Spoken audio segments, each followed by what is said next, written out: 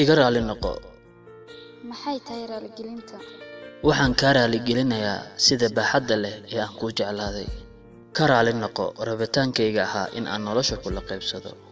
Ka raali noqo rabitaanka aan rabay in aan maalin walba ku arko, iyo fikiritaanka aan ka fikiri jiray habeen walba inta aan seexan ka hor, iyo murugada aan dareemi jiray markii aan ku waayo. Ka raali noqo rabitaankayga ahaa in aan ka mid noqdo qayb ka mid ah noloshaada, iyo isku dayayga ahaa in aan kaa qoslisiiyo.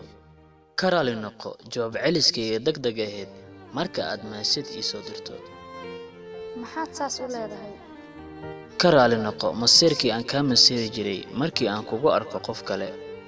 Ka raali noqo umalaynta aan u malayn jiray in aad jeceshahay. Sidoo kale ka raali noqo qalad walba oo aan sameeyay. Kuma sii dhibi doono walaal, waxaan ku leeyahay caafimaad igu noolow meel walba aad joogto. Waa duco kaaga timid qalbi ku jeclaa.